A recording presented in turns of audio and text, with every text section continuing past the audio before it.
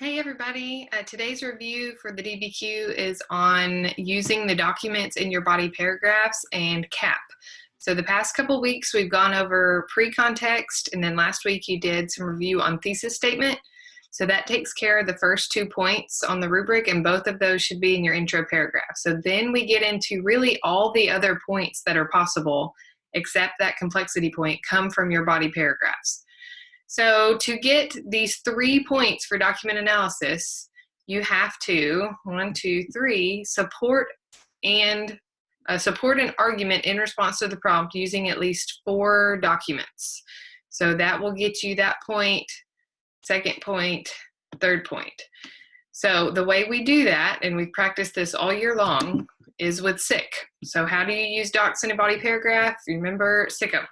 So first you summarize. So you're bringing in evidence from that document in common sense. Thomas Paine describes, and in your own words, you paraphrase what that document is about. You don't use direct quotes ever. You put it in your own words, and then you cite that document. But you can't stop there. In order to get the point, you have to tie it back to your argument. You have to use it to support an argument, and that's where the the illustrate, comes in. So this illustrates, or this proves, this demonstrates. It doesn't matter what verb you use. You just have to tie it back to your argument. That's what you do in that second sentence. Then the third part of SICK, the C is for CAPP. So you do a sentence on context, audience, point of view, or author's purpose. Just pick one for that document, and you'll put that there. Remember the new rubric, you can get 2 points for CAPP, whereas before you could just get 1. So for 2 documents, if you explain how or why context, audience, point of view, or purpose is relevant, you get 1 point each time you do that, up to 2 points. So that's awesome. So for an example, I want us to look at, this is one you did the CAPP activity with last week on time period 4. I think it's a pretty easy one as far as how to organize it, to look at an example of a body paragraph. So it said, evaluate the extent to which economic, social, and political developments in the period 1800 to 1844 fostered change in America. So it's a continuity and change over time prompt. It pretty easily breaks down your 3 body paragraphs right here by giving you economic, social, and political. So for the sake of an example, let's say we're writing our body paragraph about political changes from 1800 to 1844. Just to remind you on the document, so if I were writing my paragraph about political changes, I would use document 1, which is Thomas Jefferson's inaugural address, and then I would also use document 5, which is the political cartoon about Andrew Jackson.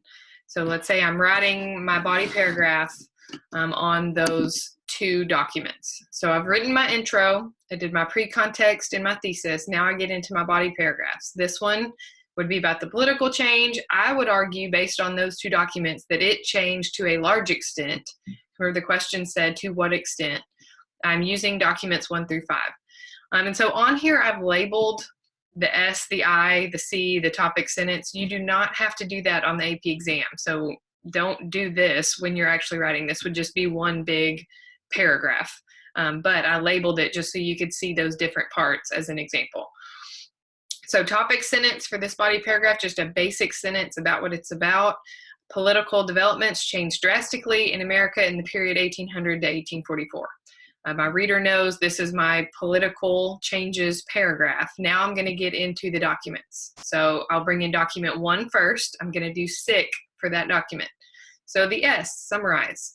In Thomas Jefferson's inaugural address, he describes his vision for America under his administration, calls for political unity between parties, document 1. So I've summarized that document without using direct quotes. Now, in order to get the points on the rubric, I have to tie that back to my thesis or my argument from this body paragraph, which is that politics changed drastically. So this illustrates a political change, as Jefferson's election represented the first peaceful transfer of power between political parties in the American presidency. So now I've explained how document 1 supports this idea that politics changed greatly. Then I get to the C, which is CAPP. So I chose to do author's purpose. Jefferson's purpose was to outline his priorities as president, both domestically and in dealing with foreign nations, as well as encourage cooperation among the American people in the midst of political uncertainty. So I've told what his purpose was in creating this, as well as linking it back to that argument about politics are changing with political uncertainty. So then the idea would be you would repeat that process, SIC, for every document in that body paragraph. So if I was also going to do document 5, in King Andrew I cartoon, the artist depicts, I would describe it. This further highlights political change because there I've tied it back. And then maybe for cartoon, the context of the cartoon was him vetoing all these different things in the bank and all that stuff. Another part of the rubric, so that's SIC. You know how to do that. It's a quick way to hit all the points on the rubric for the documents and for CAPP, as long as you follow it. The other point on the rubric that you need to hit is outside evidence. And instead of 1 point, you can get 2. I'll show you on here.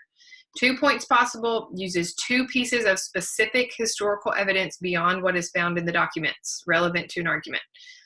So you could bring that in your body paragraphs as well. Technically, you could have a separate paragraph with outside evidence, but it needs to be connected to your argument.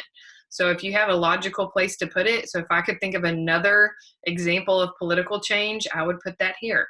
Another example was the death of the Federalist Party. Following the War of 1812, the shift from 2 parties resulted in a short-lived era of good feelings under James Monroe.